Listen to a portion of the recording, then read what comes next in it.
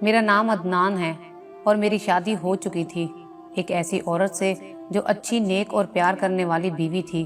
اللہ نے مجھے ایک بیٹے اور ایک بیٹی کی نعمت سے نوازا تھا۔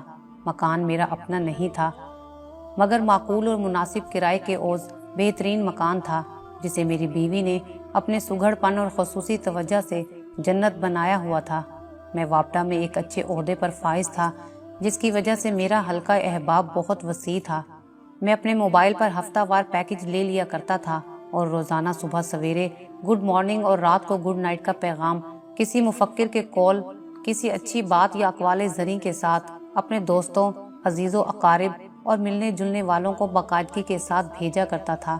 ایک دن میرا گڈ نائٹ کا پیغام کسی غلط نمبر پر چلا گیا تو تھوڑی دیر کے بعد مجھے اسی نمبر سے یہ پیغام موصول ہوا: جی آپ کون؟ تو جواباً میں نے پیغام بھیجا: آپ کیوں پوچھ رہی ہیں کہ میں کون ہوں؟ اس پر جواب آیا: جی آپ کے نمبر سے مجھے گڈ نائٹ کا میسج آیا ہے، مگر میں آپ کو نہیں جانتی کہ آپ کون ہیں اور آپ نے مجھے میسج کیوں بھیجا ہے۔ جب میں نے اپنا پیغام بھیجنے والا فولڈر چیک کیا تو واقعی غلطی سے یا کسی طرح اس نمبر پر میرا میسج گیا تھا۔ اس پر میں نے سوری لکھ کر معذرت کا پیغام بھیج دیا تو اس کے جواب میں مجھے یہ میسج آیا کہ کوئی بات نہیں جی، بہرحال آپ کا میسج بہت اچھا تھا، مجھے بہت پسند آیا۔ بائی دا وے، ویسے آپ کون ہیں اور آپ کا کیا نام ہے؟ پھر میں نے اپنا نام، اپنی جاب اور شہر کا نام بتایا، جس پر اس نے مجھے میسج بھیجا کہ میں ایک ذوق والا بندہ لگتا ہوں۔ پھر میں نے اس کا نام اور شہر پوچھا تو اس نے مجھے اپنا نام نسرین بتایا اور وہ میرے شہر میں ہی رہتی تھی۔ اس طرح ہماری روزانہ میسج کے ذریعے بات چیت ہونے لگی۔ مزید تعارف پر میں نے اسے بتایا کہ میں شادی شدہ ہوں اور میرے 2 بچے بھی ہیں اور فلاں علاقے میں میری رہائش ہے۔ پھر اس نے بتایا کہ وہ بھی شادی شدہ ہے اور اس کا خاوند بیرون ملک ہوتا ہے، اس لیے وہ اپنے سسرال میں ہی رہتی ہے۔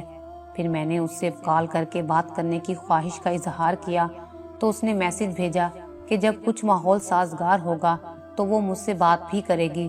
کوئی 2-3 روز کے بعد اس نے مجھے کال می کا میسج بھیجا تو میں نے فوراً اس کو کال کی۔ اس طرح ہماری 15-20 منٹ بات ہوئی۔ اب اکثر ہماری فون پر بات ہونے لگی، مگر زیادہ تر ہم رات کو میسج کرتے۔ اس طرح 1 مہینے میں ہم گہرے دوست بن گئے۔ وہ تنہائی کا شکار تھی اور اسے میری صورت میں ایک اچھا، بقول اس کے زندہ دل دوست مل گیا تھا۔ چونکہ میری کسی اور لڑکی یا عورت سے دوستی نہ تھی، لہٰذا میں نے اس کو بھرپور توجہ اور خلوص دیا۔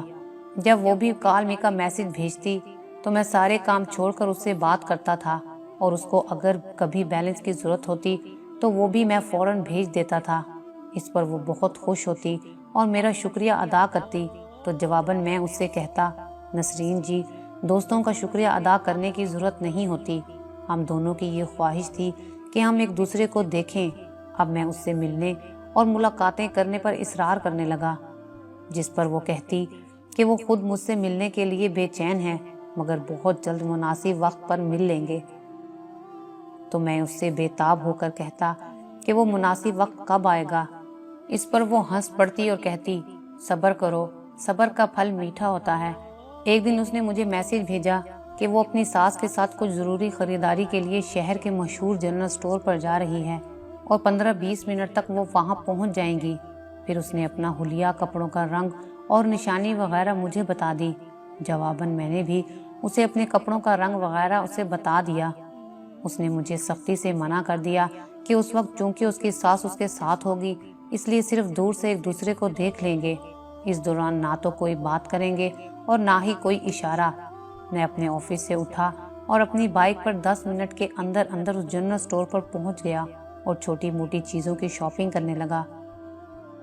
کوئی 5-10 منٹ کے بعد وہ بھی اپنی ساس کے ہمراہ آ گئی۔ ہم نے ایک دوسرے کو پہچان لیا تھا۔ وہ ایک خوبصورت اور پرکشش سراپے کی گوری چٹی، اچھے نین نقوش والی 30 سال کی بھرپور عورت تھی۔ جب تک وہ خریداری کرتی رہی میں بھی اسٹور میں موجود رہا، مگر اس کی ہدایت کے مطابق کوئی حرکت، اشارہ یا بات کرنے کی کوشش نہیں کی۔ اس طرح ہماری یہ پہلی خاموش ملاقات صرف ایک دوسرے کو دیکھنے کی حد تک تھی۔ واپسی پر جاتے ہوئے اس نے مجھے غور سے ایک دلکش مسکراہٹ سے دیکھا اور رکشے میں بیٹھ کر چلی گئی۔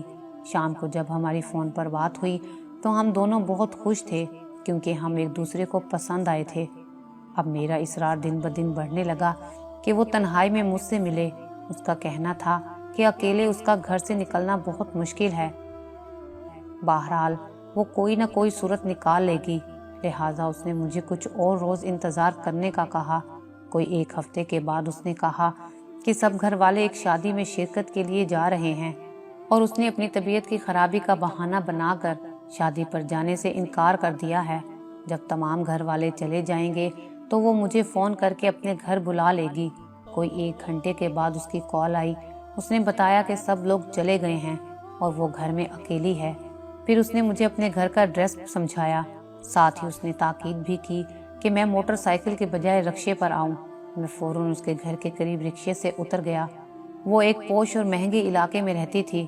اس علاقے میں گھروں کے آگے بہت کشادہ سڑک تھی اور گھر کی پچھلی جانب بھی ایک گلی تھی جو اکثر سنسان رہتی تھی۔ زیادہ تر آمد و رفت سڑک پر ہی ہوتی تھی۔ اس کی ہدایت کے مطابق میں گلی والے دروازے سے اس کے گھر میں داخل ہوا۔ پھر ہم دونوں ایک کمرے میں بند ہو گئے۔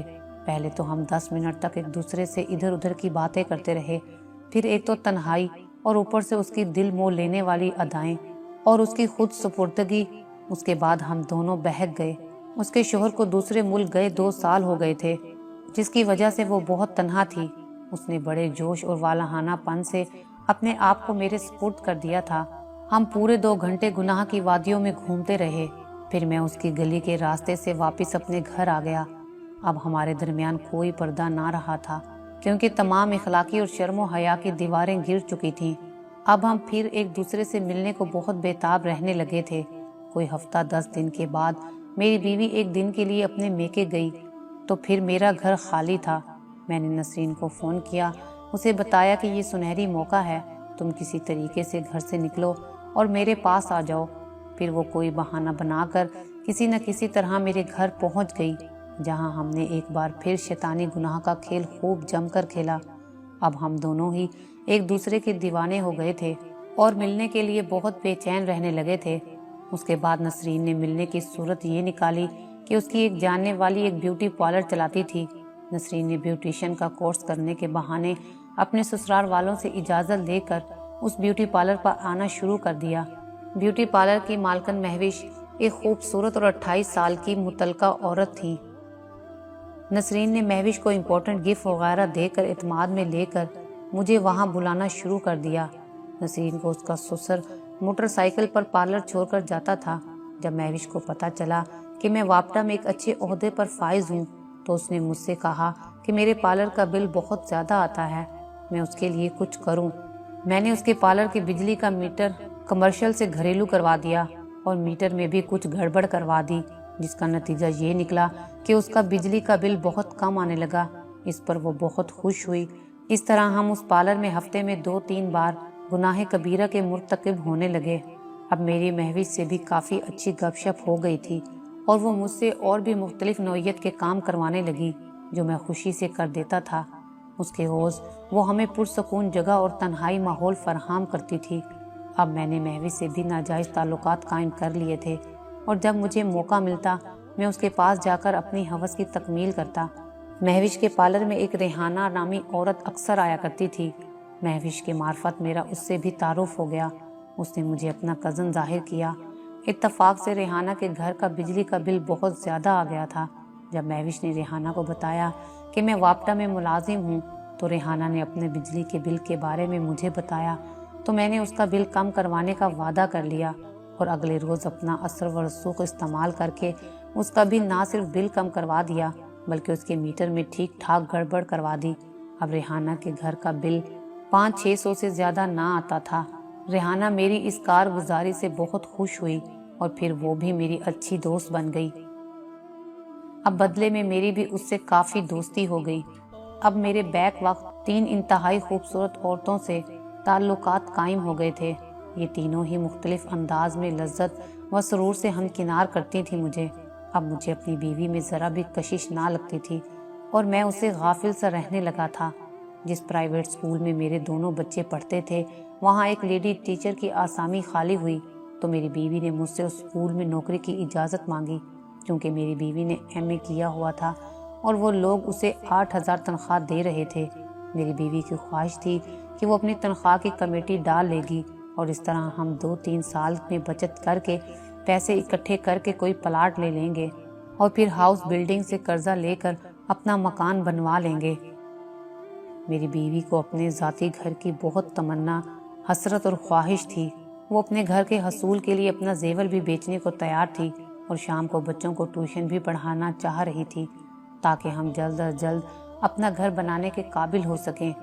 بہرحال میں نے کچھ سوچ کر اور اس کے مکان کے شوق کو دیکھتے ہوئے اسے جاب کی اجازت دے دی۔ اب ہم دونوں صبح سویرے اٹھ کر تیار ہوتے، ناشتہ وغیرہ کر کے میری بیوی بچوں کو لے کر اسکول چلی جاتی اور میں اپنے آفس چلا جاتا۔ وہ اسکول سے 2 بجے واپس گھر آ جاتی تھی اور میں 3-3:30 بجے تک واپس گھر آتا تھا۔ میری بیوی اسکول سے واپس آ کر فوراً دوپہر کا کھانا بناتی اور 4 بجے مختلف بچے ٹیوشن پڑھنے کے لیے ہمارے گھر آ جاتے اور پھر رات گئے تک وہ بچوں کو ٹیوشن پڑھانے میں مصروف رہتی۔ اتوار کو چھٹی ہوتی، اس لیے وہ اتوار کا سارا دن کپڑے دھونے، استری کرنے اور دیگر کاموں میں گزار دیتی تھی۔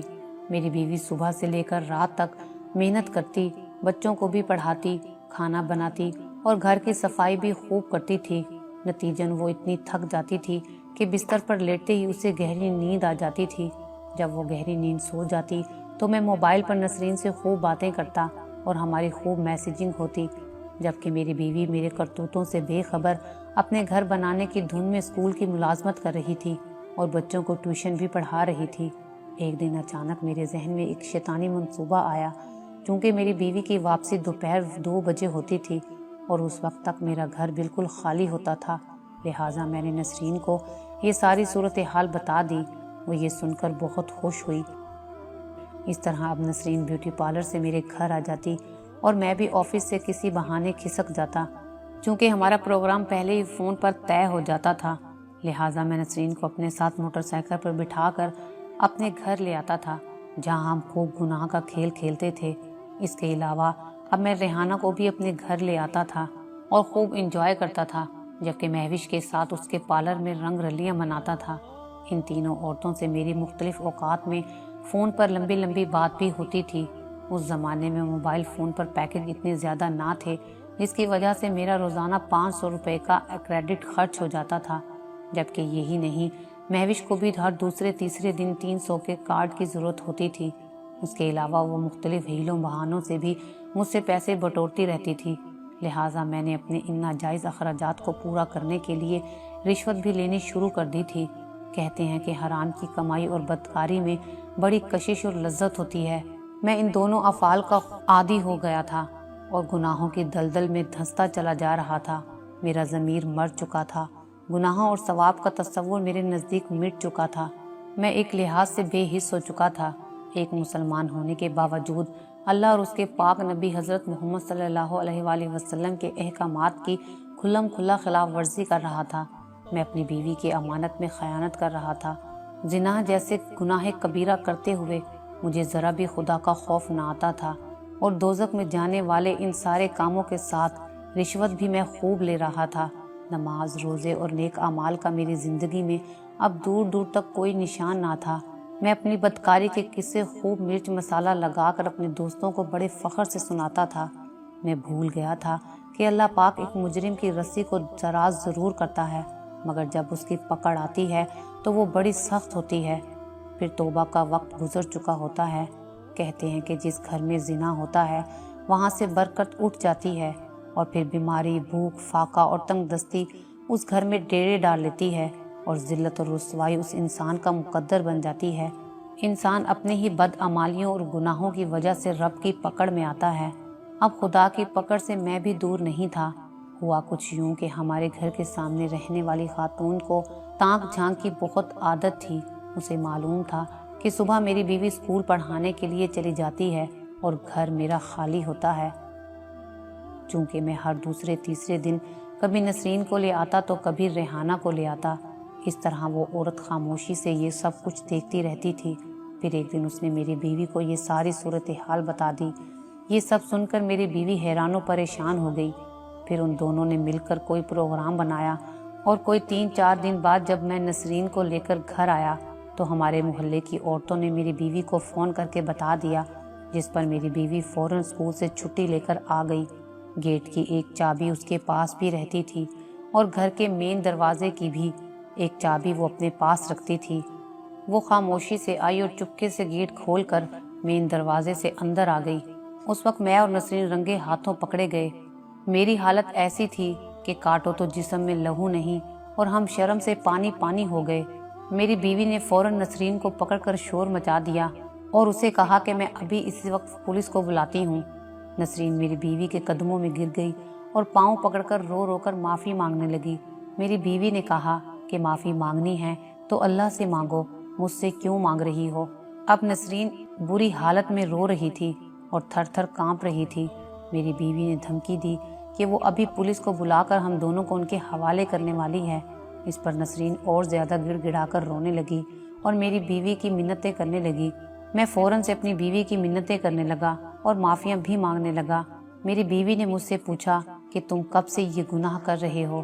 میں نے کہا 1-2 بار ہی کیا ہے۔ بہرحال میں نے بھی اپنی بیوی کے پیر پکڑ لیے اور منت سماجت کرنے لگا۔ پھر اس نے بڑی مشکل سے شرط پر نسرین کو جانے دیا کہ وہ اپنا نام ایڈریس بتائے، ورنہ وہ ابھی شور مچا کر پورے محلے اور پولیس کو بلا لے گی۔ تو مجبوراً اسے اپنا نام اور ایڈریس بتانا پڑا۔ پھر میری بیوی نے اسے جانے کی اجازت دے دی اور وہ فوراً ہمارے گھر سے چلی گئی۔ اس کے جانے کے بعد میری بیوی نے مجھے خوب سنائی اور غصے کی حالت میں مجھ سے لڑ کر اسکول سے دونوں بچوں کو لے کر اپنے میکے چلی گئی۔ میں نے اسے بہت روکنے کی کوشش کی مگر اس نے میری ایک نہ سنی۔ یہ صورتحال دیکھ کر میں بہت پریشان سا ہو گیا۔ میں نے 2-4 دن اپنی بیوی سے کوئی رابطہ نہ کیا کہ جب اس کا غصہ ٹھنڈا ہوگا تو میں جا کر اسے منا لوں گا۔ تقریباً 1 ہفتے کے بعد میں اپنے سسرال گیا تو کسی نے بھی میرے ساتھ سیدھے منہ بات نہ کی اور میری بیوی نے تو مجھ سے ملنے سے بھی انکار کر دیا۔ میں ناکام و نامراد واپس اپنے گھر آ گیا۔ میری بیوی نے مزید یہ کیا کہ اپنے بھائی اور اپنی ماں کے ساتھ نسرین کے گھر جا کر اس کی ساس اور سسر کو بھی میری اور نسرین کی رنگ رلیوں کی داستان سنا دی، جس کے نتیجے میں انہوں نے اسے گھر سے بے عزت اور ذلیل کر کے نکال دیا۔ نسرین نے اپنے میکے میں جا کر خودکشی کی نیت سے نیند کی بہت ساری گولیاں کھا لیں۔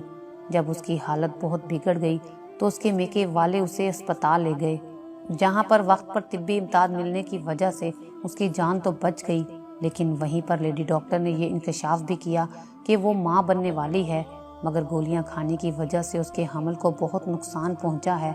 پھر جب نسرین ہوش میں آئی تو اس کا ابورشن کر دیا گیا۔ اب سب لوگ اس صورتحال کو اچھی طرح سمجھ گئے کہ وہ ناجائز بچہ تھا، جس پر اس کے میکے والے اپنی عزت کی خاطر خاموش ہو گئے اور نسرین کے خاوند نے اسے طلاق بھیج دی۔ ادھر میری بیوی نے گھر واپس آنے سے صاف انکار کر دیا اور مجھ سے طلاق کا مطالبہ کر دیا۔ میں نے اپنے سسرال جا کر اپنی بیوی کو بہت منانے کی کوشش کی، اس کی بھرپور منتیں کی، بڑی معافیاں مانگی، مگر اس کا ایک ہی جواب تھا کہ وہ مجھ جیسے بدکار اور راشی شخص کے ساتھ ہرگز زندگی نہیں گزارے گی۔ جب میں نے اسے طلاق دینے سے انکار کیا تو اس نے عدالت میں میرے خلاف خلا کا کیس دائر کر دیا اور پھر کچھ دن بعد مجھے عدالت سے پیشی کا حکم آ گیا۔ اب مجھے عدالت میں حاضر ہونا پڑا، جہاں پر اس کے وکیل نے میرے کردار کی دھجیاں اڑا دیں۔ نتیجن وہ 3 پیشیوں کے بعد نہ صرف میری بیوی کے حق میں فیصلہ ہو گیا بلکہ دونوں بچے بھی میری بیوی کی تحویل میں دے دیے گئے، کیونکہ بقول میری بیوی کے وہ مجھ جیسے بدکار اور رشوت خور انسان کا سایہ بھی اپنے بچوں پر نہیں پڑنے دے گی۔ یہی نہیں بلکہ اس کے جہیز کا سارا سامان اور زیور وغیرہ بھی مجھے واپس کرنا پڑا۔ مزید عدالت نے مجھے یہ حکم دیا کہ میں بچوں کا خرچہ تقریباً 10,000 روپے ماہانہ ادا کرنے کا پابند ہوں گا۔ مزید ستم یہ ہوا، ایک دن محکمہ وابطہ کے نیو انسپیکٹر نے چیکنگ پارٹی کے ہمراہ ریحانہ کے گھر کے بجلی کے میٹر اور مہوش کے بیوٹی پارلر کے میٹر کی گڑبڑ کی چوری پکڑ لی۔ ان کے بجلی میٹر اتار لیے گئے اور بجلی کی چوری کے جرم میں بھاری جرمانے کے بل ان پر ڈال دیے گئے۔ ریحانہ اور مہوش نے اسٹیمپ پیپرز پر بیان حلفی لکھ دیا اور یہ بھی لکھ دیا کہ میٹروں میں گڑبڑ میں نے کروائی تھی، جس کے بدلے میں ان سے رشوت لیتا رہا ہوں۔ مزید برآں محکمے کو میری بدعنوانیوں اور رشوت خوری کے اور بھی کافی شواہد مل گئے تھے۔ اب میں شرمساری کے باعث دفتر سے بھی اکثر غیر حاضر رہنے لگا تھا، اس لیے مجھے معطل کر کے میرے خلاف انکوائری کمیٹی بنا دی گئی۔ انکوائری کمیٹی نے بڑی باریک بینی سے ہر معاملے کی چھان بین کی اور میرے خلاف انہیں پکے ثبوت مل گئے اور میرے تمام جرم ثابت ہو گئے، جن کی پاداش میں مجھے نوکری سے نکال دیا گیا۔ میں نے اس فیصلے کے خلاف اپیل کی، بہت بھاگ دوڑ اور سفارشیں کروائیں، مگر میری اپیل نامنظور کرتے ہوئے اعلیٰ حکام نے اپیل خارج کر دی۔ اب میں عرش سے فرش پر آ گیا تھا۔ ادھر جب میرے تمام رشتہ داروں، دوستوں اور عزیز و اقارب کو میرے کالے کرتوتوں کا علم ہوا تو سب مجھ پر تھو تھو کرنے لگے اور سب نے مجھ سے ناتا توڑ لیا۔ اب نہ تو کوئی مجھ سے ملتا تھا اور نہ ہی مجھے اپنے پاس بیٹھنے دیتا تھا۔ سب کی نگاہوں میں میرے لیے نفرت اور حقارت بھر گئی تھی۔ اب میرے پاس پھوٹی کوڑی بھی نہ تھی۔